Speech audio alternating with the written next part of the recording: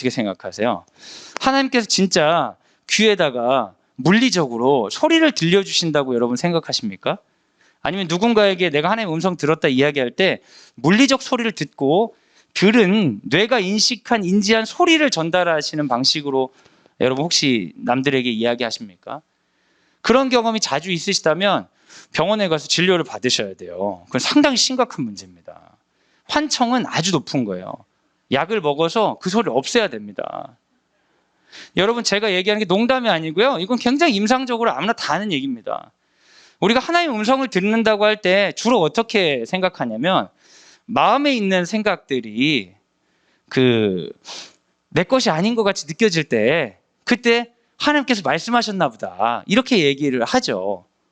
근데 여러분, 그거 굉장히 웃긴 거거든요. 마음의 생각은 아무 생각이나 드는 거잖아요. 내 마음에 드는 생각은 내가 주로 아는 것, 내가 주로 생각하는 게 더 많이 들겠습니까? 전혀 생각하지 않던 게 많이 떠오르겠습니까?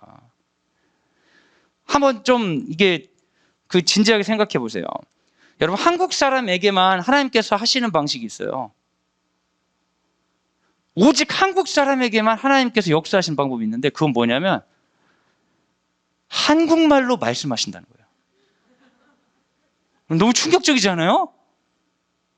하나님이 한국말로 나에게 이렇게 말씀하시는데 옆에 있는 외국 사람에게는, 한국어를 모르는 외국 사람들은 외국어로 말씀하신다고요.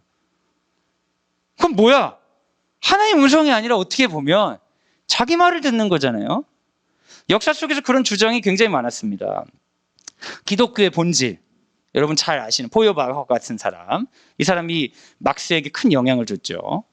기독교의 본질이라는 책에서 기독교는 무엇이냐? 인간의 자기 소외의 결과물이다 이렇게 얘기했죠. 인간이 굉장히 원하는 것을 상상하는 거예요. 여러분도 그런 상상 하시지 않아요? 저는 그런 상상 많이 하는데 한 번씩 원하는 걸 상상하다 보면 기분이 좋아가지고 한참을 상상하다가 또 쓸데없는 생각 빠졌네 이럴 때가 있어요. 상상하는 거예요. 이 상상은 나와 닮았지만 내가 누릴 수 없는 최상의 것들을 상상하는 거예요. 계속 상상하다가 어느 순간 이 상상이 상상으로부터 자기를 소외시켜요. 내가 상상했다는 걸 잊어버리는 거예요, 스스로. 그래서 뭔가 대단한 존재를 내가 떠올리고 그 대단한 존재를 내가 숭배하는 거죠. 그래서 포여바흐 같은 사람은 기독교의 본질은 자기 숭배다, 자기 소외다 이렇게 이야기했죠. 자기가 너무 원하는 것을 신이라 지칭하고 그 원하는 그 존재가 자기 삶을 도와줄 것이라고 역으로 자기가 만들고 자기가 섬기게 된다는 거죠. 그러니까 그 포여바흐의 영향을 받은 막스 같은 사람은 종교를 뭐라고 했습니까? 인민의 아편이다 그랬잖아요. 아편은 뭐예요, 여러분? 아편은 궁극적인 해결책은 되지 못하고 일시적인 위로만 된다. 그래서 여러분, 종교를 믿지 않는 사람들이 종교를 현대인들이 비아냥할 때 그렇잖아요. 종교에 빠진 사람들은 진짜 삶에 들어가야지. 삶에 자신이 없으니까 스스로 비겁하게 저런 방식으로 한다. 이렇게 비난을 하지 않습니까? 여러분, 이런 현대적 비난이 있고 그리고 우리 스스로 생각했을 때도 내 안에 떠오른 생각을 하나님의 음성이라고 주장하는 것이 뻔뻔한 사람들은 아무렇지 않거든요. 근데 양심적인 사람들은 그건 상당히 거슬리는 일이에요. 그래서 종교인들 중에는 뻔뻔하고 광기 어린 사람들이 꽤 많이 있어요. 자기가 하나님의 음성을 들었다고. 근거가 없어. 근거는 그 사람이 뻔뻔한 뿐이야. 성격이 고약하고 남의 말 안 듣고 독선적인 사람이 하나님의 음성도 독차지하고 다른 사람들을 가스라이팅하는 거예요. 그러면 양심적이고 다른 사람 말 잘 듣는 사람은 그 얘기를 들으면서 저분이 하나님의 음성 그렇다고 하니까 그대로 따라. 여러분, 종교 안에 그런 종교적 착취와 억압이 얼마나 많은지 아십니까? 이단적 가르침이 무성한 이유는 그 뻔뻔한 사람들과 자신 없는 사람들이 조합이죠. 그런 사람들은 저렇게 뻔뻔한 걸 보면 진짜 하나님의 음성일 거야. 근데 여러분, 하나님께서 우리 구원하신 이유는 하나님과 동행하기 위함이고 그 동행하시는 하나님은 영으로 우리에게 말씀으로 우리 함께 하셔야 되는데 우리가 하나님의 음성에 대한 확신을 어떻게 가질 수 있고 어떻게 동행할 수 있느냐? 그것은 성경으로 하는 것입니다. 지금부터는 여러분, 내 안에 드는 음성이 하나님의 음성일 수 있어요. 성령께서 우리에게 주시는 음성이 있어요. 근데 그걸 어떻게 검증하냐? 성경에서부터 이어진 일관성으로 검증해야 되는 거예요. 근데 성경으로부터 이어진 일관성 없이 분리된 자기 이야기를 하나님의 음성이라고 말하는 순간 자기 말에 자기가 수용하게 되고, 그리고 자기는 모르는데 다른 사람은 느낄 수 있어요. 여러분의 자녀들이 엄마가 주의 음성을 들었다고 자기하고 얘기할 때 아무리 들어도 이건 주의 음성이 아니라 평소에 하던 엄마의 음성이다. 엄마의 욕구가 하늘에서와 같이 땅에서도 이루어지길 원하는 간절한 기도가 나에게 전달되는 것이다. 사람들은 다 눈치챕니다. 그래서 또라이라고 생각하고 점점 피하게 되는 거죠. 여러분, 하나님의 음성은 인간을 또라이로 만드는 게 아니라 일관성이 있어요.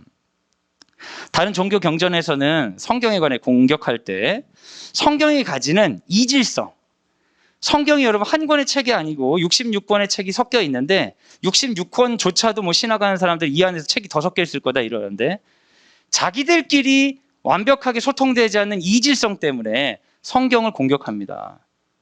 특히 이슬람교 같은 경우는 일관성이 상당히 강하거든요. 이슬람교는 나중에 만들어져서 그래요. 굉장히 초창기에 만들어졌고 나중에 만들어진 종교일수록 일관성이 강합니다. 근데 이거는 그 성경은 의도를 가지고 만든 게 아니고 중간에 정리했지만 있던 자료들을 모았기 때문에 일관성이 상당히 떨어져요.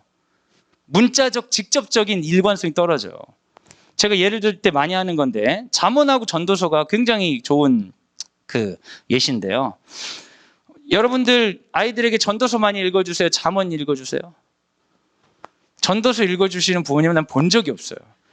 복을 받으려면 잠언 읽어야 된다고 하면서 아들아 지혜를 구해라 뭐 이런 거 계속 얘기 써주잖아요. 근데 전도서에 그런 거 써 있잖아요. 지혜자든 무시간자든 죽음은 다 똑같다 이렇게 써 있다고요. 그래서 아이들은 전도서를 읽고 부모님들은 잠언을 읽고 성경을 가지고 싸울 수가 있죠. 왜냐하면 성경이 다른 이야기를 하고 있기 때문이에요. 그럼 여러분, 성경이 우리에게 주장하는 일관성이 뭐냐? 문자적으로 이렇게 주장했기 때문에 성경의 주장은 이거라 라고 얘기하기에는 다른 주장들이 성경에 굉장히 많아요. 그러니까 성경은 인간의 입체적인 모습을 다 담고 있거든요. 그럼에도 불구하고 흘러가는 일관성은 뭐냐면 하나님과 사람이에요. 하나님이 사람과 어떻게 관계하셨는지가 성경에 써 있습니다. 이 사람과는 이렇게 관계하시고 저 사람과는 이렇게 관계하셔서 수학처럼 삶은 이거야 라고 정답이 내려지지 않지만 교만한 사람은 절망하게 하시고 절망한 사람은 세워주셔요. 그러니까 메시지가 다르죠.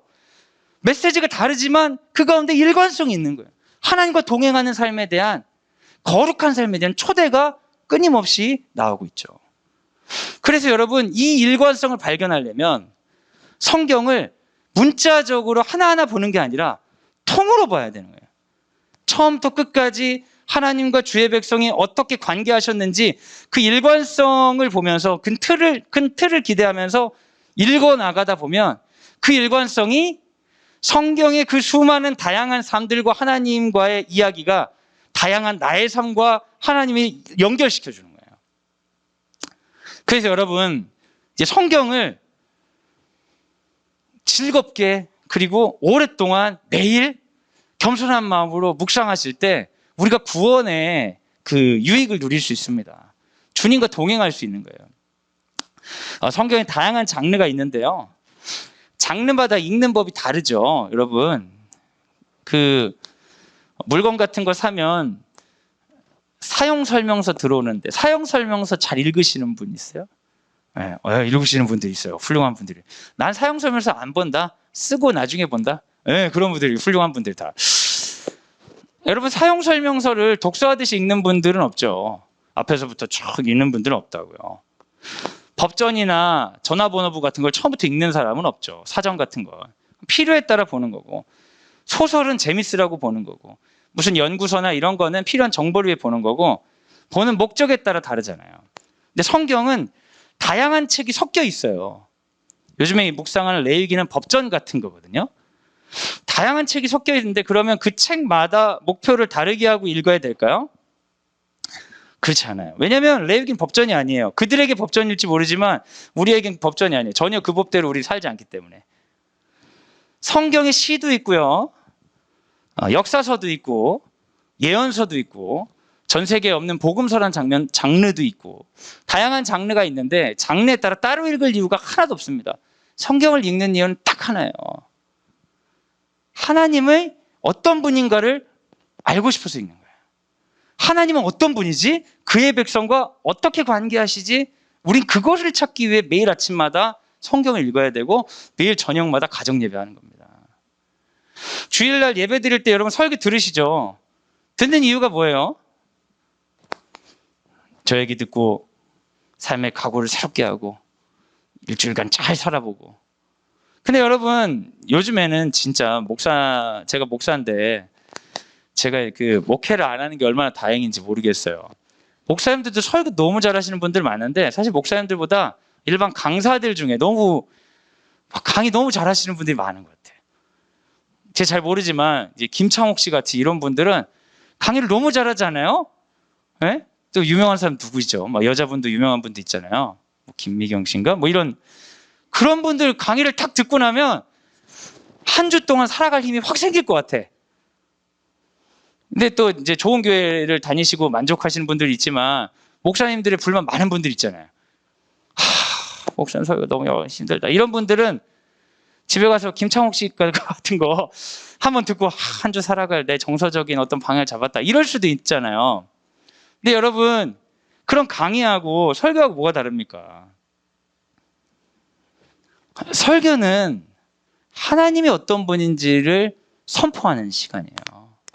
마르틴 루터는 무슨 얘기를 했냐면 젊은이들은 꼭 설교를 들어라 이런 얘기를 했어요. 그때 당시에 카톨릭 문화에서 설교라는 게 특별히 의미가 없었거든요. 왜냐하면 성도들은 자기가 성경 읽고 신앙생활 하는 거예요. 근데 젊은이들, 복음을 이해하지 못하는 사람은 꼭 설교를 들어라. 전문가가 해설해 준 걸. 우리가 이걸 하는 목적은 하나님이 어떤 분인지를 아는 거예요. 그래서 설교든 성경이든 들어가는 목적은 다 하나님이 어떤 분이신을 찾기 위해서다. 이거를 생각하지 않으시면 성경 공부가 막 산으로 갑니다. 어려운 내용을 많이 아는 게 그 성경 공부의 목표가 아니고 성경 내용 많이 알아서 잘난 척하는 게 목표가 아니고 하나님이 어떤 분이신지를 아는 것이 우리가 매일매일 성경 묵상하는 그 목표다. 그럼 하나님이 어떤 분인지 알면 어떻게 해요? 그의 피조물이 하나님이 어떤 분인지 알면 일종의 계시죠. 주의 말씀을 통해 하늘로부터 계시가 임한 거예요. 하나님이 어떤 분인지 우리에게 알려주시면 주의 백성들은 거기에 합당한 반응을 해야 되잖아요. 여호와의 계시가 임했을 때 주의 백성들이 해야 되는 반응은 뭐죠? 그걸 우리가 기도라고 합니다, 여러분. 그래서 성경책을 읽는 이유는 하나님이 어떤 분인지 알기 위함인데 이걸 다른 말로 하면 우리가 아침마다 혹은 저녁마다 성경을 보고 주일날 설교를 듣고 하는 이유는 기도하기 위해서예요. 그 메시지를 듣고 반응으로서 기도하기 위해서예요. 그래서 오늘 제가 여러분 신앙생활 그래도 오래 하셨고 나름대로 잘 하신 분들이기 때문에 그리고 매년 뭐 유사한 유사 강의들을 1년에 한 번씩 계속 들으시기 때문에 이제 주로 실습을 하는 식으로 한번 여러분과 같이 나눠보려고 합니다. 성경책 있으세요? 네, 없으시면 스마트폰을 쓰셔도 괜찮아요. 그 성경책. 그리고 가능하면 적을 게 있으면 더 좋으세요. 머리로 생각하면 우리 머리는 금방 희석되고 왜곡이 심해가지고 그 적는 순간 우리한테 큰 도움이 됩니다. 성경책 적을 거. 그리고 이제 스마트 디바이스 있으시면 좋죠. 어제 큐티 하신 분 있는지 제가 여쭤보지 않을게요. 서로 분열이 생길 수 있으니까. 우리 갈라치기를 하면 안 됩니다, 우리 오늘 큐티 말씀이요. 레위기 6장이었던 것 같아요. 레위기 6장 8절에서 21절. 네. 성경 한번 찾아보세요. 레위기 6장 8절에서 21절. 찾아보시고 제일 먼저 할 일은 하나님이 어떤 분인지를 발견하려면 내용이 뭔 뜻인지는 알아야 돼. 근데요, 여러분, 뭔 뜻인지 모르겠어, 성경은.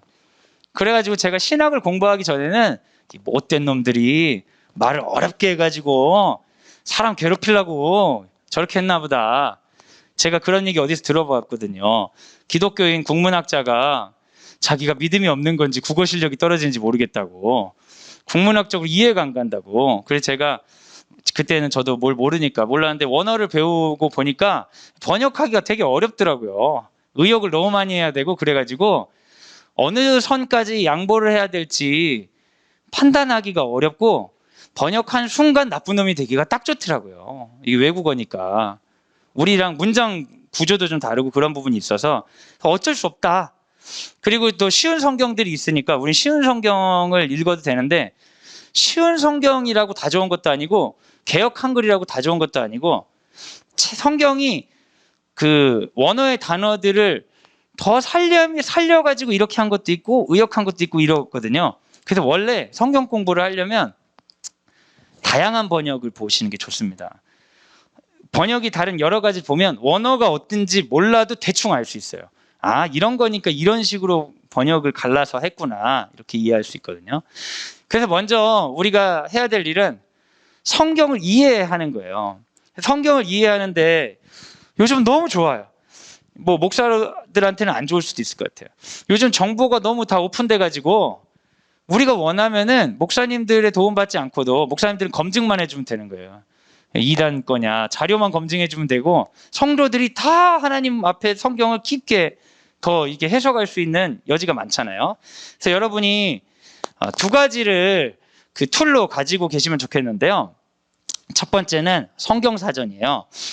성경사전 요즘에 온라인에 다 오픈돼 있는 게 있어요. 두란노 성경사전 검색하시면 나옵니다. 두란노 성경사전. 그래서 모르는 단어를 거기다 검색해 보는 거예요. 아무거나 검색하면 좀 하도 이단들이 그 미디어 사역을 열심히 합니다. 제일 열심히 해요. 아름다운 그림체, 은혜로운 웹툰 나오면은 거의 그냥 제 하늘 어머니가 거의 나오고 다 그래요. 그래가지고 그 다 볼 수는 없고 두란노 성경사전 있고요. 그리고 번역 다양한 역본들이 있는 사이트가 있습니다. holybible.or.kr이나 갓피아 성경이나 갓피플 성경 이런 데 보면 쉬운 성경이나 성경사전 앱 같은 것들이 있거든요. 그래서 오피셜한 것들을 중심으로 검색을 하면서 모르는 걸 좀 해소하시면 좋고요. 혹시라도 좀 더 내가 더 알고 싶고 쉽게 알고 싶으면 그 블로그 같은 데 올린 글은 별로 참고하시는 건 좋지 않아요. 출처가 없는 게 많고 뭐 훌륭한 분들도 많지만 그래서 뉴스 기사 같은 거 좀 오피셜하게 기사 낸 공신력 있는 회사의 뉴스 기사들 이런 거 보시면 됩니다. 근데 지금 보시는 것도 이단 신문사들이 있어요. 이단 신문사들이나 여러분이 교단이 다양하신데 우리 교단하고 좀 안 맞는 교단들도 있을 수 있어요. 교회마다 다르니까 그런 신문사들 거는 이제 안 보시고 그러니까 우리 몇 가지 매체를 정해서 그 매체를 중심으로 이제 성경의 의문점들을 해소하는 걸 먼저 해야 되는 거죠. 그래서 제일 처음에 우리가 해야 되는 거는 질문하는 거예요. 질문을 하고 질문을 갈라야 돼요. 어떻게 가르냐? 해결할 수 있는 질문과 상상하고 토론할 질문을 갈라요. 그래서 해결할 수 있는 질문을 최대한 다 털어내고 나서 이제 하나님을 찾아보는 일을 먼저 할 거거든요. 그래서 여러분이 지금 하실 거는 오늘 본문 레위기 6장 8절에서 21절까지 읽고 이제 질문을 해볼 거예요. 아무거나 하는 거예요. 예를 들어 한 절씩 한번 질문 먼저 해볼게요. 8절 같이 한번 읽어주세요. 시작. 여호와께서 모세에게 말씀하여 이르시되. 어떤 질문할 수 있을까요? 누구에게 말했나? 모세에게 말씀하셨는데 이거는 나와 있는 거죠. 또 어떻게 말씀하셨지? 맞아요. 너무 신기한 질문이에요. 어떻게 말씀하셨지? 네, 또 언제 말씀하셨지? 이런 것도 나오지 않을까요? 네. 어디서 말씀하셨지? 이런 걸 하다 보면 앞뒤를 읽어야 되는 부분이 있고 그리고 말씀하셨다라는 그 구절을 검색해서 성경에 있는 말씀하셨다가 어떤 방식이었는지를 보면 하나님 말씀의 방식 같은 걸 알 수 있죠. 그래서 성경 안에서 성경을 해석하는 연습하는 거예요. 네. 질문이 엄청 나올 거예요. 그 처음에는 이 개인 성경 연구를 하면 처음에는 어떻게 해야 될지 너무 할 게 많아. 근데 나중에는 타협을 해서 잘 됩니다. 질문 안 해. 이런 건 몇 개만 딱 하고 해도 넘어가야 되는 거예요. 자, 9절 한번 읽어주세요. 시작. 아론과 그의 자손에게 명령하여 이르라. 번제의 규례는 이러하니라. 번제물은 아침까지 제단 위에 있는 석쇠 위에 두고 제단의 불이 그 위에서 꺼지지 않게 할 것이요. 질문할 게 엄청 많아졌죠. 뭐 있을까요?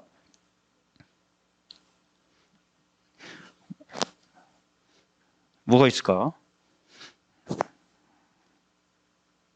뭐 사람에 따라 질문의 정도가 다를 텐데 아론과 왜 자손에게 말하지? 그럼 이제 아론과 자손들에게 얘기했던 출애굽기 같은 거 찾아보면 정보가 생길 수 있고요. 그리고 번제의 규례는 이러하니라 이러면 이제 레위기 처음부터 묵상하던 분은 번제 했는데 번제 어디서 했어요? 제가 이런 질문 안 하려고 제가 마음을 먹고 왔는데 번제에 가서 1장에 했어요. 뭐야? 14절 보니까 무슨 규례 얘기하고 있어요, 여러분? 소제는 어디서 2장에 했어요, 2장에. 뭐야? 속죄제, 속건제, 화목제? 1장부터 5장까지 했던 거 다시 하네? 왜 그럴까? 이 질문할 수 있겠죠. 네. 그런 거 질문할 수 있고, 뭐 여기 있는 제물들, 제사들 어떻게 생겼을까? 그럼 이제 이미지 같은 거 검색해 볼 수 있고, 그러겠죠. 그래서 여러분, 지금부터 제가 잠깐 시간을 드릴 테니까 8절부터 21절까지 읽으시면서 궁금한 것들을 적어 보시고, 전부 다는 못 찾으시니까 여러분 다 스마트폰 쓰시잖아요. 스마트폰으로 검색해서 조금 내가 질문 중에 해소할 수 있는 걸 하나 두 개 정도만 한번 해소해 보시는 거예요. 그래서 이제 오늘 본문이 좀 쉬워지게. 무슨 얘기인지 아시겠죠? 네. 그래서 제가 시켰을 때 맘상하지 않을 것 같은 표정을 가진 분 2분 정도만 여쭤볼게요. 네. 그래서 내가 시키면 나는 울고 다시는 안 올 거다. 그런 분들은 표정을 심각하게 짓고 계시면 절대 제가 여쭤보지 않을 테니까 한번 오늘 본문 8절부터 21절까지 한번 읽으시고 질문을 몇 개 그냥 저처럼 매 절마다 하지 마시고 궁금한 거 한두 개만 한 다음에 관련해서 검색을 해보세요. 성경사전이나 그리고 쉬운 번역본들 다른 거 읽어보면서 제가 시간을 5분 정도 드릴게요.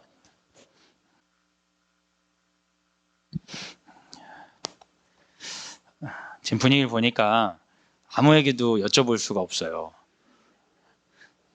분위기가 좋지가 않아요. 대답은 안 해도 되니까 질문만 찾은 거 좀 얘기해 주시면, 사실 이게 시간이 많이 걸려요. 5분 만에 찾으라는 거 말도 안 되는데 제 일정이 있어가지고 제가 수업이 있어서 나중에 실수 시간을 드릴 테니까 그때 이렇게 찾아보시고. 근데 여러분 허세하고 자신감하고 차이를 아세요? 허세하고 자신감. 우리 허세는 남자분들이 많아요, 여자분들이 많아요? 네? 허세 많은 사람이 많죠. 근데 허세는 뭐냐면 안 해보고 자신감 있는 게 허세예요. 모르는데 자신감 있는 거예요. 제가 외국 생활을 안 해봤지만 그거 다 뻔한 거 아닙니까? 제가 이런 얘기를 하면 이건 허세예요, 허세. 네? 안 해봤어. 근데 다 그런 거 다 세상 사는 거 다 똑같은 거 아니야? 이렇게 허세고, 자신감은 뭐냐면 실패를 많이 해본 사람이 가지는 진짜에 대한 이야기예요. 아이들한테 막연한 허세를 부릴 수 있죠. 걱정하지 마. 너의 삶은 하나님이 지켜주실 거야. 허세. 그러면서 엄마가 울고 있는 거지. 걱정돼가지고. 울지 마. 그럼 나도 슬프지 않니? 엄마가 더 걱정되는 거예요. 근데 엄마가 삶의 실패와 굴곡이 있었지만 실패의 그림자를 많이 걸어봤지만 하나님이 한 번도 내 손을 놓치지 않으셨어. 자신감. 걱정하지 마. 하나님이 절대 널 그냥 두지 않으셔. 허세하고 자신감의 차이는 성공 경험이 아니라 실패 경험이 얼마나 있느냐에 따라 있습니다. 여러분, 실무 경력이 있다는 건 뭐예요? 실패할 줄 안다는 거예요. 어디서 사람을 뽑는데 웹 디자인, 실무자 모집. 그러면 이거 대학교에서 배워봤다는 그 사람을 모집한다는 게 아니라 웹 디자인 실무하다가 상사한테 욕도 먹고 물건 팔려다가 하나도 안 팔리고 그런 걸 하면서 아, 이렇게 해야 되는구나. 실패 경력이 쌓인 사람을 찾는 거거든요. 성공 경험이 있으면 좋지만 사실 경력이란 건 성공 경험이 아니라 성공은 우리가 원하는 대로 조작되는 게 아니니까 실패 경력이 있어서 그 세 개를 아느냐 묻는 거예요. 여러분 하나님과 동행하기 위해서 여러분이 하셔야 되는 거는 하나님과 동행하기 위한 다양한 시도를 계속 실패해 보는 거예요. 그래서 하나님과 만남의 경험이 어떤 건지에 대한 해안이 있어야 돼요. 기독교 교육은 그 성경을 애들에게 가르치는 교육이 아니라 내가 성경 보는 걸 나누는 교육이거든요. 그래서 여러분이 이렇게 찾다가 뭔지 모르겠고 누구 도움 듣고 강연도 듣고 그러면서 성경을 해석하는 과정들이 고스란히 모두 다 여러분의 자신감이 됩니다. 그러니까 누군가 물어볼 때 자신이 없으시다. 그럼 이제 실패를 덜 해보셔서 그래요. 더 실패하고 그러면 자존심 상하는 게 없고 아주 잘 받아들이게 돼 있어요. 성경에 대한 질문만 또 우리 어머니 좀 예상하지 않으셨어요? 그래도 우리가 만난 세월이 있어서 상처를 덜 받으실 것 같아서 대답은 안 하셔도 되고 질문만 얘기해 주세요. 어떤 거 질문 한번 해보셨어요? 네. 최단의 불을 꺼지지 않게 하라고 하셨는데 그럼 어떻게 그게 가능하지? 뭐 이런 질문을 하셨죠. 충분히 할 수 있는 질문이죠. 그래서 뭘 좀 찾아보셨어요? 네.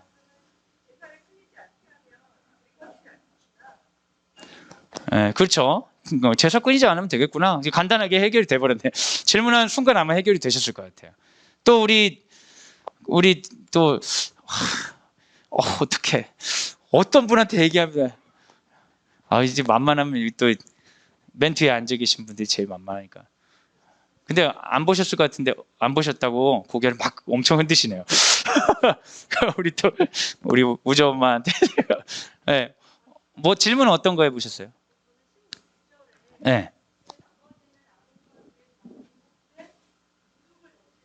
네. 네, 네. 왜 누룩 넣지 말라고 했을까? 그거 찾아보셨어요, 뭐를? 어떻게 하셨어요? 예. 범죄 번식하니까. 부패하고 상하게 한다. 뭐 부풀린다. 뭐 이런. 예.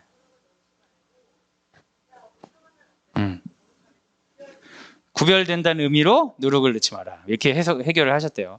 좋은 방법이에요. 누룩을 넣지 말라. 그러면 누룩을 넣지 않는 이유는 이런 게 성경에 있는지 먼저 찾아보는 거예요. 가장 좋은 해석은 성경이 성경을 해석하는 거고 아니면 성경의 일관성으로 누룩이라는 게 어떤 식으로 쓰이냐. 근데 예수님도 얘기하시잖아요. 바리새인들의 누룩을 조심해라. 뭐 이런 것들을.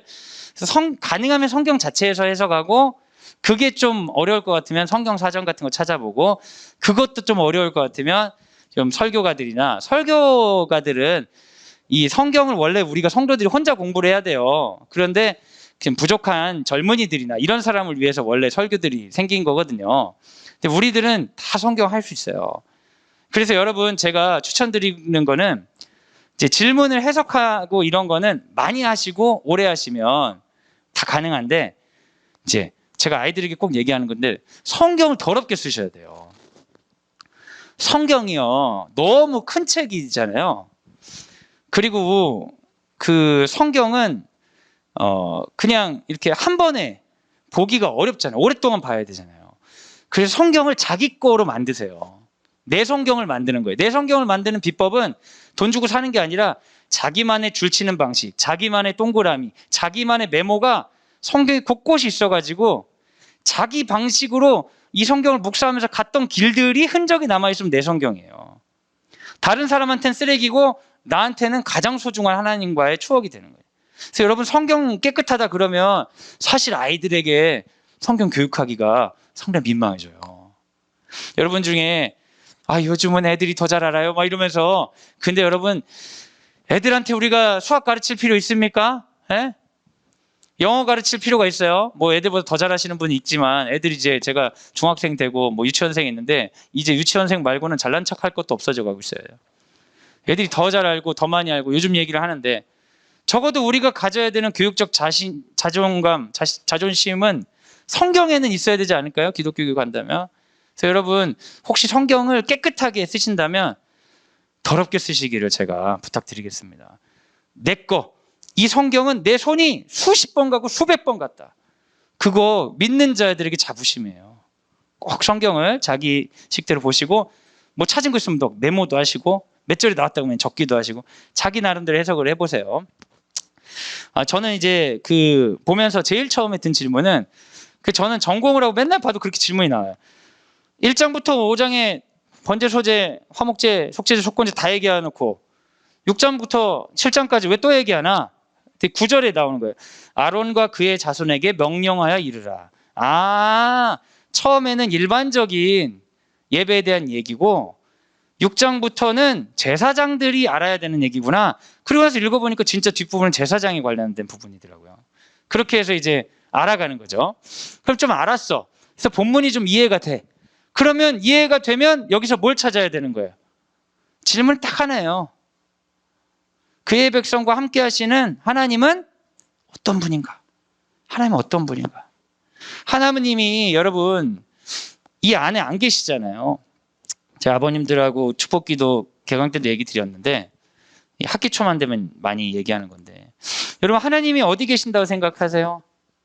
애들한테 물어보면 뭐라고 얘기할까요? 하나님 어디 계시니? 교회 다니니까 애들이 하나님 없다는 얘기는 안 해요. 그럼 뭐라고 얘기할 것 같아요? 마음속에 있어요. 마음속에 있어서는 상당히 고차원적인데 그 전 단계에 있는데 위에 있어요. 위에 있어요. 그런 얘기하죠.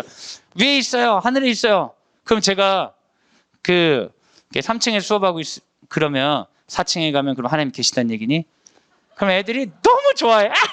하면서 너무 좋아해. 너무너무 좋아해요. 아니에요. 저학년일수록 더 좋아해. 그러면 옥상에 계신다는 거니? 그럼 하면서 애들이 너무 좋아해요.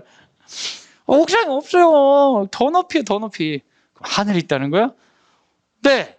저학년은 하늘이 있다고 해요. 그럼 제가 한 번 더 들어가죠. 어느 나라 하늘 위에 계시니? 지구가 둥근 만큼 하늘도 둥글다고 하면 하나님은 도대체 어느 나라 하늘 위에 계시니? 애들이 대혼란. 비행기 타다가 혹시 하나님 만나거나 부딪힐 수 있을까? 아니요. 그러면서 그럼 우주에?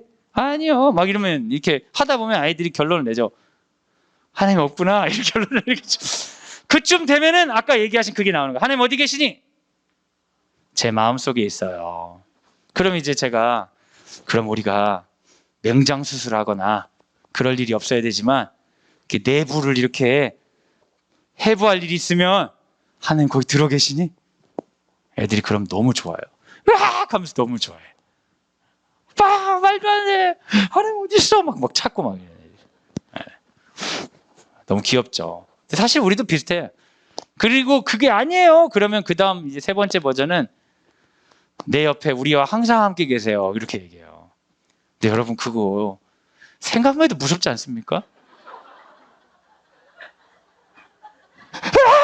약간 이거 그럼 꼭 하나님이 이런 거였잖아요. 내 보이지 않는 내 시각이 보이지 않는 뒤에 있어가지고 고개 꼭 이러고 있는 거잖아. 항상 함께 계시면 보이진 않아. 항상 내 뒤에. 근데 여러분 우리가 믿는 기독교 신앙에서의 하나님은 창조하신 분이에요. 창조하신 분인데 이제 그 세계관마다 다르지만 기독교 세계관은 시간의 시작점을 두고 있단 말이에요. 이 세계, 시간과 장소, 물질 세계가 어느 날 창조됐어요. 그리고 이 세계가 어느 순간에 정말로 끝날 거를 믿는 거죠. 여러분 그렇게 믿으시죠? 저랑 좀 다른 교회들 다니시는 것 같아요. 그런데 성경에 그러잖아요.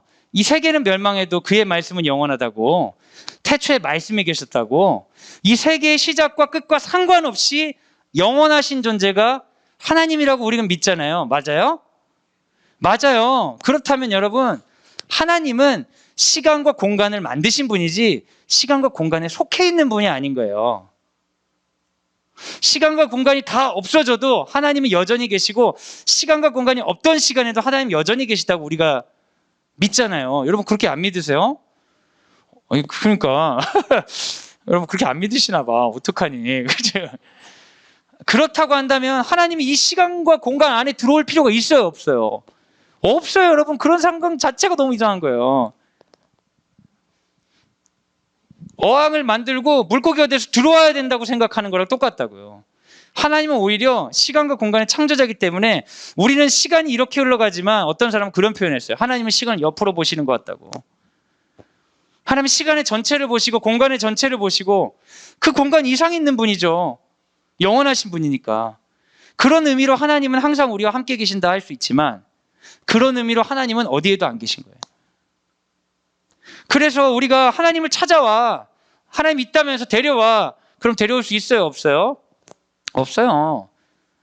그분은 시간과 공간 너머에 항상 함께 계시는 분이에요. 하나님의 없음 때문에 두려워하고 애들한테 설명 못한다는 건 여러분이 이제 기독교 신앙에 대한 기본적인 컨셉을 이해를 못하셔서 그런 거예요. 여러분, 근데 그 하나님이 이 시간과 공간 안에 인간의 몸을 입고 오셨다는 게 누구예요? 그때 딱 한 번 오시는 거예요. 그래서 하나님 어디 있니? 그러면 우린 예수님 봐라 그렇게 얘기하는 거예요. 그 전에도 그 후에도 하나님 그렇게 오신 적이 없어요. 하나님 없는 거랑 똑같아. 그러니까 지금 하나님 어디 계세요? 하나님 욕한다고 나 어떻게 하게 되겠어? 아무 일 없어요. 이 시간과 공간 안에 항상 함께 계시지만 없는 거랑 똑같다고요. 그 믿지 않는 사람들에게 하나님 없는 존재예요, 그냥. 그런데 우리는 그걸 알잖아요. 하나님 창조하시고 마지막까지 함께 하시는 그분이 이 땅에 예수님으로 몸을 입고 이 땅에 오셨던 그게 얼마나 감동적입니까? 상상할 수 없게 감동적인 일이죠. 우리 믿음 있는 사람들은. 근데 하나님이 그렇기 때문에 우리는 하나님과의 만남을 어떻게 보면 눈 가리고 그 코끼리 더듬듯이 할 수밖에 없어요. 그 대신 하나님이 우리에게 명확하게 이 성경을 주셨잖아요. 그래서 이 성경을 받을 때 우리는 뭐를 봐야 되냐면 하나님이 그의 백성과 어떻게 만나시는지 그 역사, 그 과정을 통해 내가 지금 느껴지지 않더라도 거기에 써 있는 그 하나님이 여전히 동일하게 오늘도 나하고 소통하시고 역사하신다는 걸 믿고 그 하나님께 반응하는 거예요. 그게 하나님과 만남이에요. 여러분, 굉장히 감정적인 경험이나 특별한 체험에 목매지 마세요. 무당됩니다. 이단에 빠져요. 전혀 그런 거 없어도 하나님은 흔들리지 않는 거예요. 우리 믿음은. 오히려 흔들리는 건 뭐냐? 주의 백성들이 그분에게 합당한 반응을 하지 않을 때 믿음이 흔들리는 거지. 하나님이 여기에서 우리한테 춤추고 노래하고 해서 자기 있음을 드러내 주실 필요가 전혀 없어요. 그분은 엄청난 희생을 하시고 몸을 입고 이 땅에 오셔서 자기 피조물에게 잡혀 죽으셨다가 부활하셨으니까 그걸로 끝이에요. 더 이상 보여줄 거 없어요. 영적인 체험하고 놀라운 경험하면 좋죠. 없어도 상관없어요. 그래도 우리는 주의 백성에게 합당한 반응을 해야 되는 거예요. 그 반응을 하기 위해서 성경을 보는 거죠. 그래서 여러분, 우리가 모르는 걸 해소했어요. 모르는 걸 해소하고 성경을 좀 이해했다. 그러면 그 뒤부터는 기도로 나아가기에 앞서서 하나님을 찾는 거예요. 계속. 8절 다시 한번 읽을게요. 시작. 여호와께서 모세에게 말씀하여 이르시되. 여기서 발견할 수 있는 하나님은 어떤 하나님이죠? 말씀하신 하나님. 이런 걸 찾는 거예요, 우리가. 아, 하나님 말씀하신 하나님이구나. 누구에게 말씀하셨어요? 모세에게. 지금도 여전히 사람에게 말씀하실 수 있는 하나님이구나. 혹은 우리가 듣지 못하는 걸 그 공동체의 리더에게 말씀하실 수 있는 하나님이구나. 그 하나님을 우리가 믿는 거예요. 그렇게 찾는 거예요. 그 다음 9절 한번 읽겠습니다. 시작. 아론과 그의 자손에게 명령하여 이르라.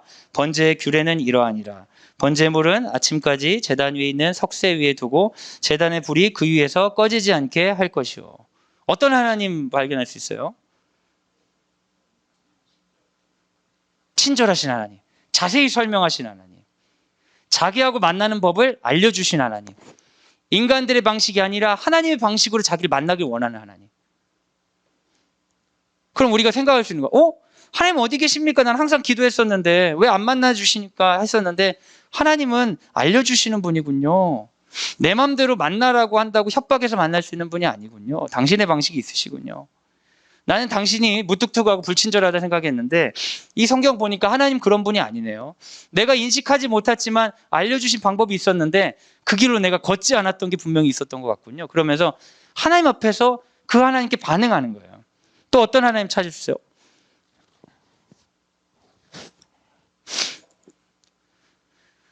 제단불을 꺼지지 않게 하라고 하는데 레위기 9장에 보면요, 처음 제사 드릴 때 어떤 일이 있냐면 하늘에서 불이 내려와요. 사람들이 처음에 불을 질러가지고 제사를 드리는데 거기에 대한 응답으로 하늘에서 불이 내려와요. 근데 그 불을 꺼트리지 말라는 거예요. 여러분, 유명한 족발집이나 장어집 가면 소스를 절대 버리지 않는다면서요. 처음 끓였던 소스에 물 좀 섞고 간장 섞고 해가지고 계속 그 풍미를 유지한다면서요. 그거 버리면은 가게 망한다면서요. 그런 얘기 있더라고요. 하나님이 처음에 주신 불을 꺼트리지 않는 거예요. 끝까지. 하나님은 어떤 분이실까요? 우리랑 함께하기 원하시는구나. 그 불과 연기가 모든 사람에게 보이길 원하는, 하나님의 임재가 가려지지 않길, 우리의 삶 가운데 드러내길 원하시는 분이구나. 계속 하나님이 어떤 분인지를 찾아보는 거예요. 제가 이렇게 빨리 설명하고 저는 이제 수업 있어가지고 가고, 그 뒤에는 여러분끼리, 이제 이게 어제 말씀이니까 오늘 저녁에 할 거는 여러분끼리 조별로 알아서 하시면 돼요. 조장 알아서 정하셔가지고. 아시겠죠? 네. 자, 그 다음 10절 한번 읽겠습니다. 시작. 제사장은 세마포 긴 옷을 입고 세마포 속바지로 하체를 가리고 제단 위에서 불태운 번제의 재를 가지고 다가 제단 곁에 두고. 어떤 하나님을 찾을 수 있을까요? 그냥 생각해 보는 거예요. 왜 하체를 가리라고 하나님 명령하실까? 굳이 왜 하체를 가려야 돼요, 여러분? 통으로 세마포 옷을 입었는데. 그 제단의 위치 때문에 그래요. 제단이 높은 곳에 있어요.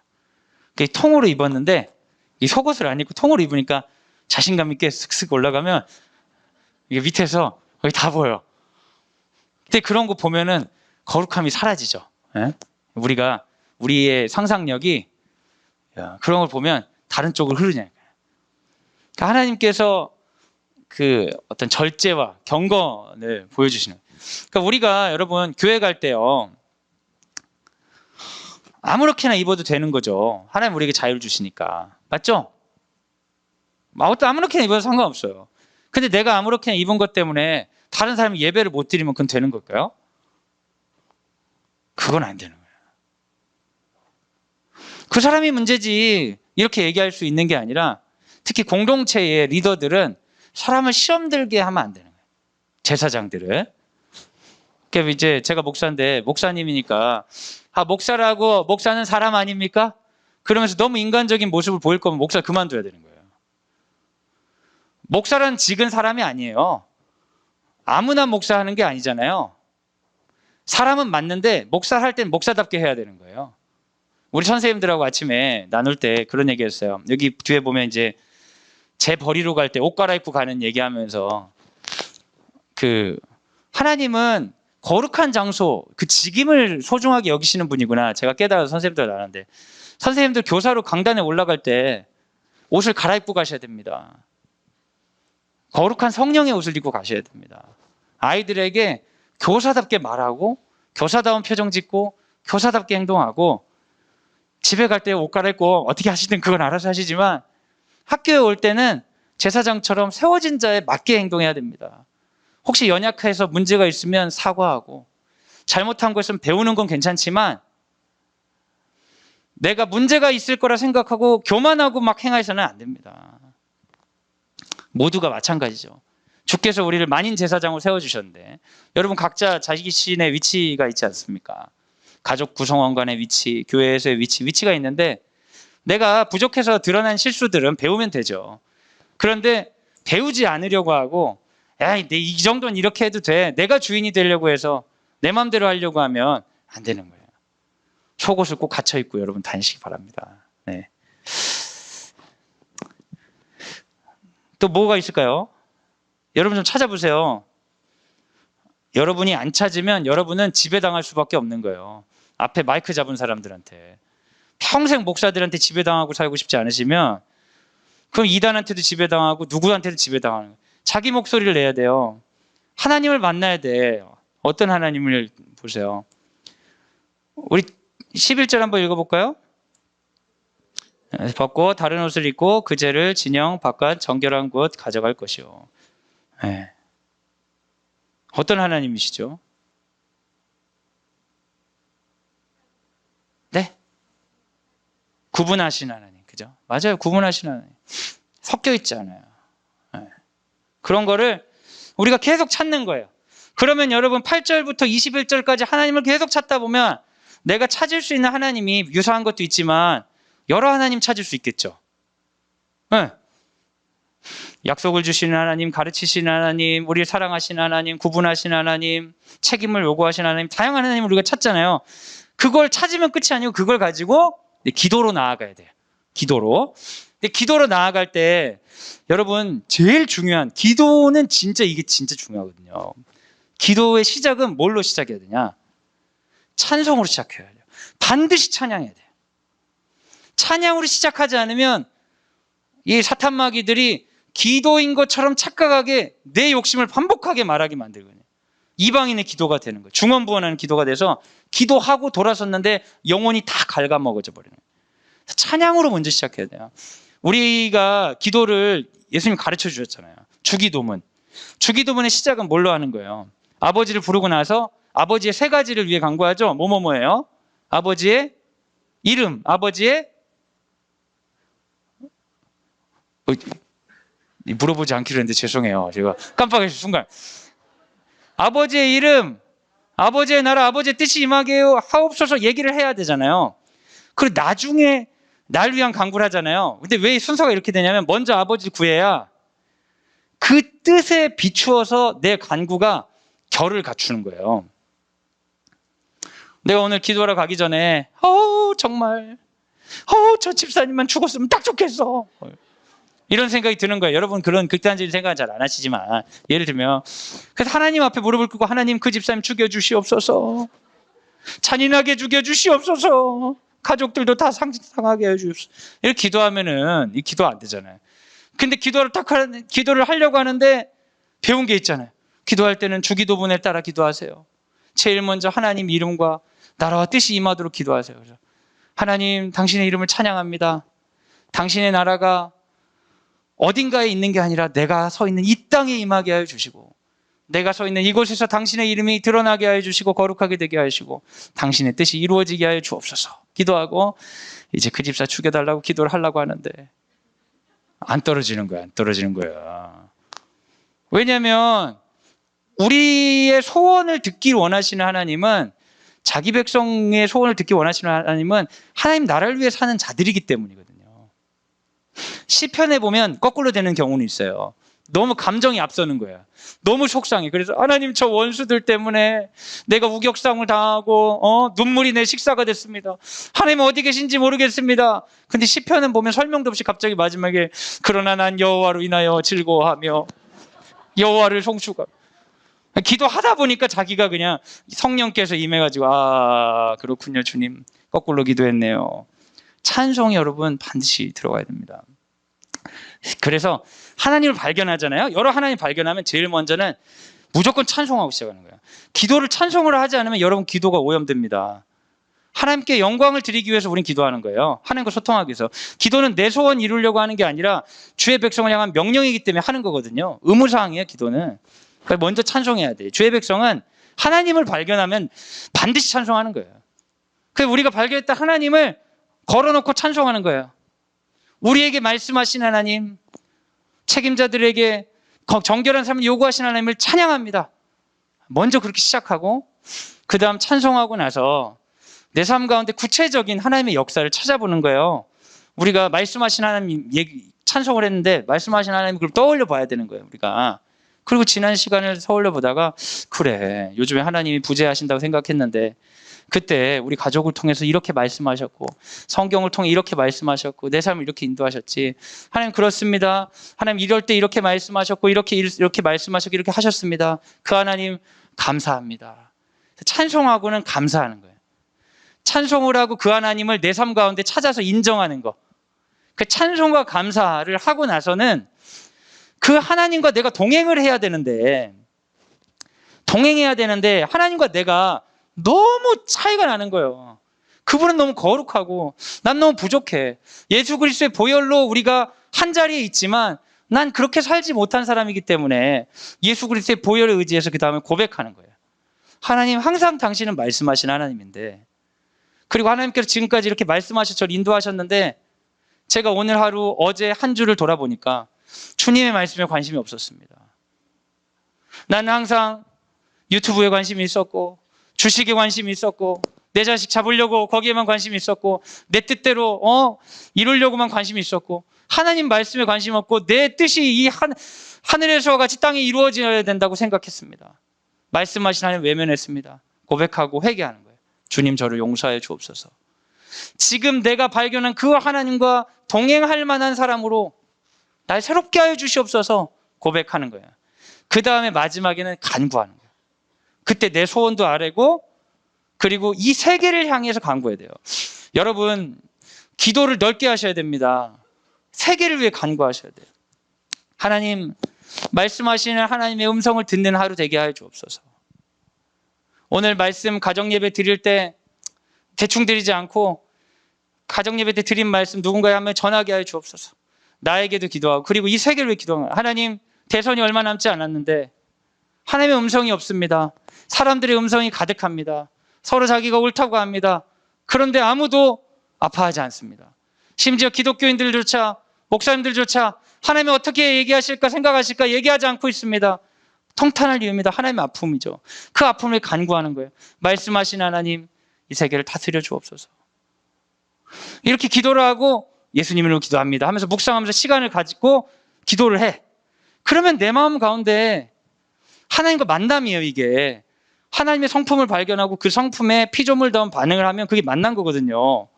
그 만나고 나면 성령께서 나에게 일관성 있게 내 삶에 요구하시는 것들이 있을 수 있어요. 그걸 하면 그 적용인 거예요. 그래서 여러분 굉장히 중요한 거는 기도하는 거예요. 기도해서 내 영혼의 방향을 하나님께 맞추면 그러면 성령께서 우리에게 요구하시는 것들이 있어요. 세 가지 방향으로 오는데 하나님께서 내 생각 바꾸기를 원하실 때가 있어요. 기도 하루 들어갈 때 그런 생각 아니고 들어갔는데 기도 마칠 때 하나님께서 생각을 바꿔주시거나 새로운 생각을 바꾸기를 원하시는 게 있어요. 그 적용인 거예요. 그리고 내 감정을 바꾸기를 원하시는 게 있어요. 기도하기 전에 너무 속상하고 울고 막 이랬는데 하나님께서 나에게 기쁨을 부어주실 때도 있고 새로운 감정을 주실 때가 있어요. 기도를 통해서 하나님께서 새로운 행동을 요구하실 때가 있어요. 누군가를 떠올려 주시기로 하고. 그래서 여러분 거기까지 가면 오늘 하루가 인도함을 받는 거죠. 하나님께서 우리 구원하신 이유는 뭐예요? 매일 동행하시려고, 매일 인도하시려고. 불기둥과 구름기둥 어디 있습니까? 성경에 있습니다. 여러분이 읽고 피조물답게 반응하면 주님 매일 인도하세요. 학생들 중에 그런 학생들이 있어요. 너무 불안하니까, 세상에 불안함이 다가오니까. 뭐 저 어른이 다 돼도 저도 불안한데 애들은 오죽하겠어요? 세상에 불안이 다가오니까 목사님 하나님의 뜻을 알고 싶어요. 이건 하나님의 뜻을 알고 싶어서가 아니에요. 그냥 불안해서 하는 얘기예요. 그래 어떻게 알고 싶니? 5년 후에 제가 뭐 할지 10년 후에 뭐 할지 알아보고 전공은 뭘 선택해야 될지 알면 쓸모없는 공부는 안 하고 필요한 공부만 해서 실패하지 않고 그렇게 좀 살면 좋겠는데 하나님 뜻을 모르겠어요. 하나님 뜻에 관심이 없어 사실 얘는 실패하기 싫은 것뿐이죠. 그런데 여러분 하나님의 인도하시면 그렇게 안 해요. 얘야 무슨 주식 오른다. 샀다가 3개월 후에 팔거라. 이렇게 인도하시는 하나님 없습니다. 10년 후에 너는 예체능계를 선택할 거니까 수학은 접거라. 이런 하나님 없습니다. 여러분 하나님께서 우리에게 주시는 삶은요 더 많이 실패하면서 자신감 느끼기 원하시죠. 하나님은 우리가 성공하기를 원하지 않습니다. 하나님은 우리가 동행하기를 원하시죠. 실패하더라도 삶의 진실을 직면하고 그 가운데 하나님 뜻을 이루기 원하죠. 여러분 성공은 소수가 하는 거예요. 우리 다 같이 성공하면 또 다른 성공을 만들게 돼 있습니다. 인간들은 성공은 소수가 하는 거예요. 근데 하나님은 소수를 창조하신 분이 아니죠. 하나님 우리 모두를 창조하셨죠. 우리 모두를 향한 뜻이 성공일 수가 있겠습니까? 그런 가르침을 하는 사람들이 있다면 저항하셔야 돼요. 말씀으로. 교실에 보면 세상적으로 보기에 성공에 더 가까운 아이가 있을 수 있고 세상적으로 보기에 성공으로부터 멀 아이가 있을 수 있습니다. 사람들은 그렇게 볼 수 있죠. 그렇지 않습니까? 그런데 하나님께서 그런 뜻을 가지고 우리 자녀를 주셨겠습니까?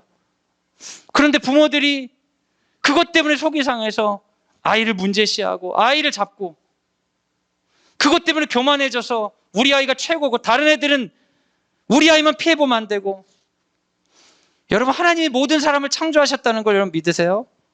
그렇다면 그 하나님의 뜻이 하늘에서 같이 땅에 임했을 때 모든 사람이 하나님 뜻대로 살 때 우리 모두 다 가능한 것이 성공이어야 되지 않겠어요? 주께서 주신 성공이라는 것은 그게 뭐냐? 동행하는 거예요. 주님과 동행하는 삶. 더 노력한다고 해서 꼭 더 성공하는 거 아닌 거 여러분 아시죠? 우연치 않게 더 좋은 기회가 있을 수 있고 우연치 않게 훌륭한 사람이지만 기회를 못 받을 수도 있죠. 삶의 비애 이런 것들은 참 안타까운 일이잖아요. 어쩔 수 없는 일이에요. 그렇지만 그 모든 이에게 주께서는 동행해 주시는 거예요. 예수께서 이 땅에 오셨을 때 왕궁에 있던 사람들은 예수님이 필요가 없으니까 무시하는 거예요. 자기들이 다 가졌다고 생각하니까. 예수님 마음이 아프시죠. 힘없고 가진 게 없는 사람들은 자기들이 아무것도 아니라고 생각하는 거예요. 예수님 마음이 아프시죠. 그래서 예수님이 다른 메시지를 주시는 거예요. 이 독사의 자식들아, 독사의 자식들아, 너희들에게 열린 천국은 없다 얘기하시기도 하고, 죄인들 그야말로 지옥에 들어갈 것이라고 자타 공인하는 그들에게 천국이 너희 것이다, 모두에게 동일한 메시지를 주시는 거예요. 색깔이 너무 달라 보이지만 다 똑같은 거예요. 그게 욕설처럼 들리든 그게 축복의 선언처럼 들리든 다 똑같은 말입니다. 나는 너를 사랑한다. 나는 너와 동행하겠다. 너의 그 교만을 버리고 내려오거라. 너의 그 절망을 떨어뜨리고 올라오거라. 나는 너와 동행한다. 사랑하는 여러분, 기독교 교육의 성공이 무엇입니까? 광성드림학교 고등학교 생기니까 대학 잘 가나 보다. 작은 학교가 대학 잘 못 갈 거면 다른 데로 갈 거야.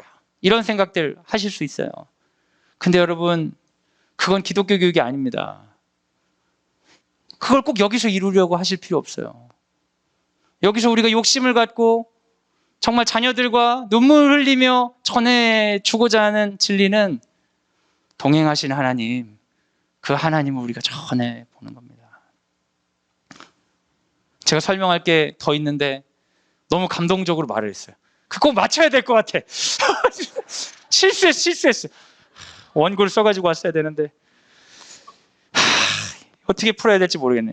정리 한번 하고 이제 마치도록 하겠습니다. 자, 여러분, 처음부터 성경을 봅니다. 그럼 제일 먼저 뭘 해야 되면 시간적, 문화적 거리 때문에 못 알아듣겠으니까 질문을 해소하는 거예요. 질문을 해소하기 위해서는 제일 처음 읽으면서 질문을 만드는 거. 여러 질문을 만들어요. 1단계. 질문을 막 만들어. 그리고 2단계는 해소할 수 있는 질문을 해소해서 내용을 문해하는 거예요.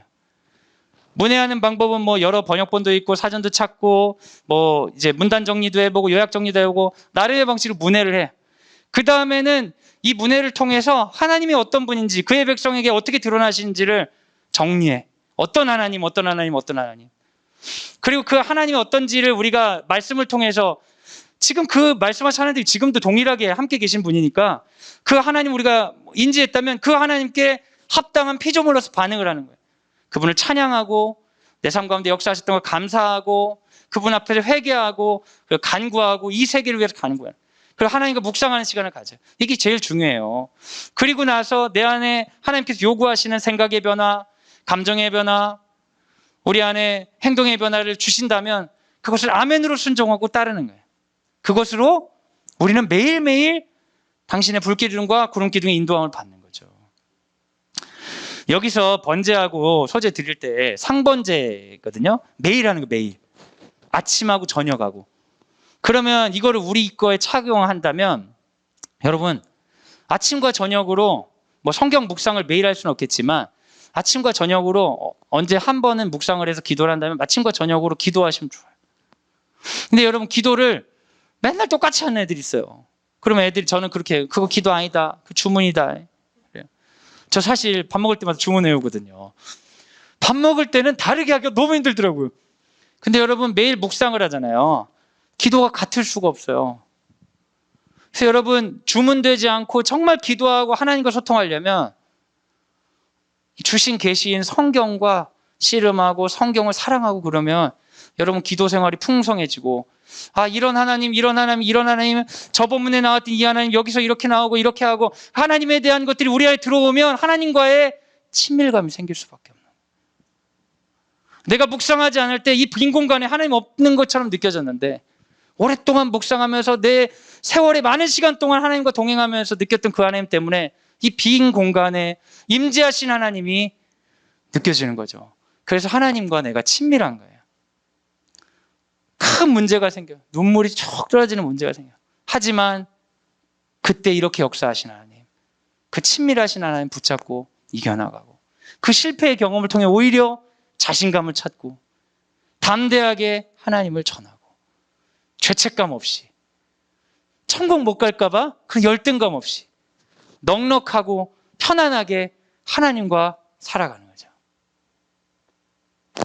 여러분 그런 삶을 살고 계신 걸로 잘 믿습니다. 살고 잘 계신데 좀 더 우리가 말씀과 깊이 동행하면서 그런 누림을 2022학년에 더 깊어지시길 예수님의 이름으로 소원합니다. 이 시간 잠깐 기도하고 마치고 장소를 이동으로 옮기나요? 네, 장소를 이동 옮겨서 이제 모든 별로 갈 텐데요. 혹시 조장이 누가 될지 모르잖아요.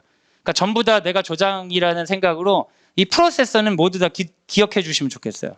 질문을 찾고, 질문을 해소하고, 하나님을 찾고, 찬양, 감사, 고백, 간구로 기도하고, 적용점을 찾고.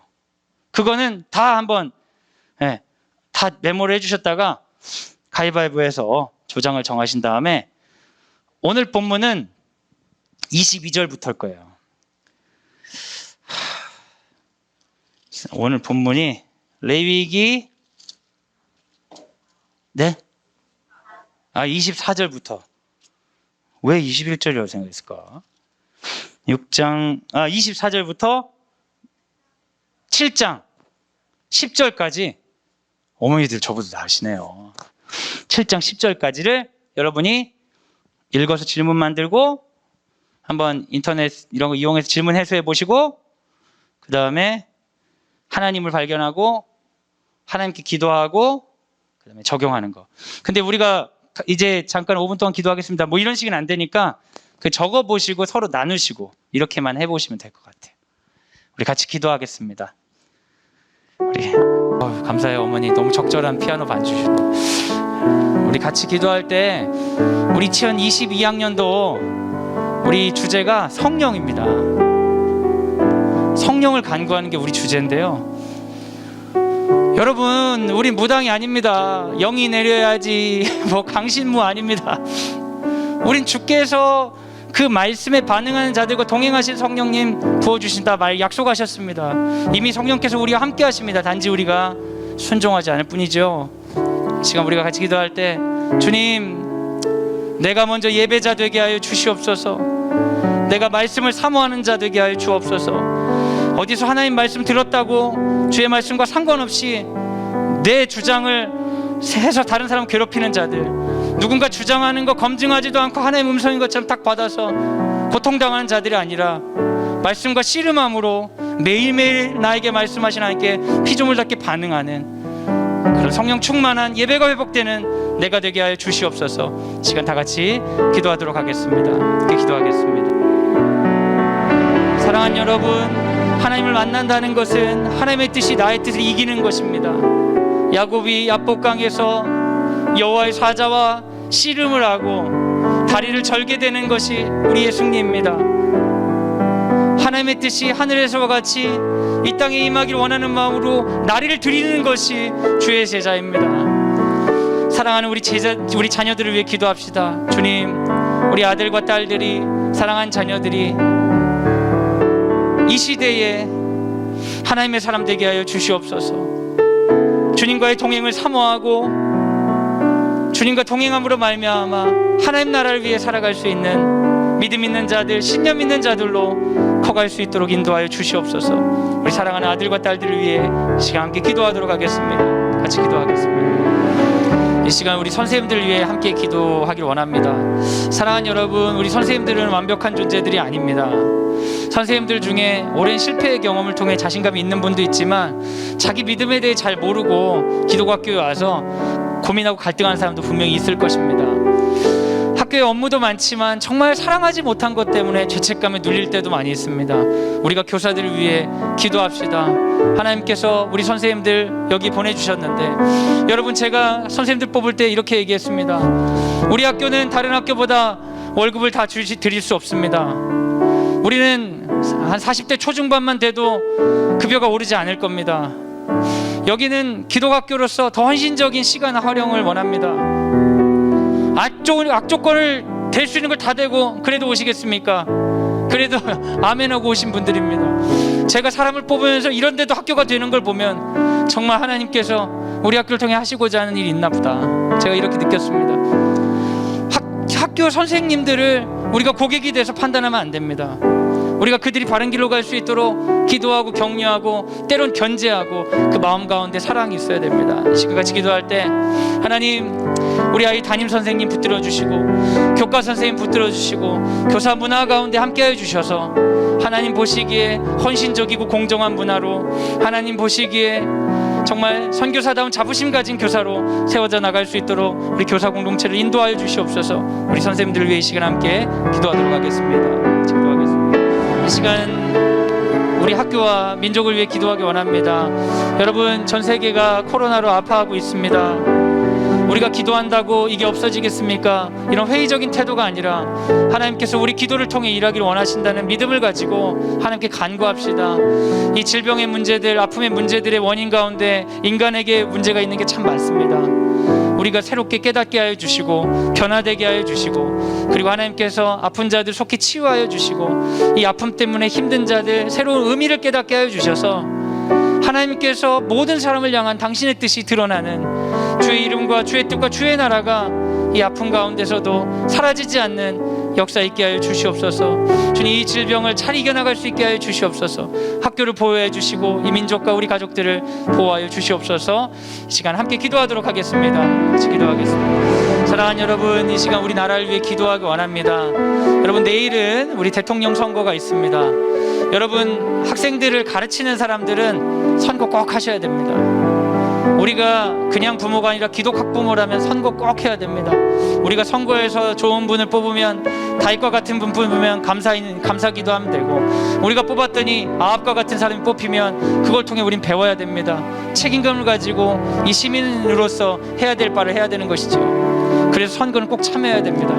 여러분, 정치나 모든 것들에 대해, 권리가 내게 주어진 것들에 대해 회의적으로 생각하지 마시기 바랍니다. 저놈이 하나 이놈이 하나 다 똑같다. 아닙니다. 여러분, 똑같을 수 있지만 저놈이든 이놈이든 난 기도하겠다, 이렇게 가야 하나님이 우리를 통해 일하십니다. 우리 대통령 후보들 여러 말들이 많은데 그 말들 가운데 하나님께서 삶의 일관성을 부어주시고 더 드러나게 하여 주셔서 주께서 기뻐하시는 사람 선발되게 하여 주옵소서. 주께서 기뻐하지 않는 자들이 차지한다 하더라도 하나님, 우리가 책임감 있는 시민으로서 기도하고 그 가치를 위해 살겠습니다. 대통령에게 우리 운명 맡기지 않겠습니다. 주님께서 우리 운명 주인이십니다. 이 시간 이 나라 붙들어 주시옵소서. 이 시간 함께 기도하도록 하겠습니다.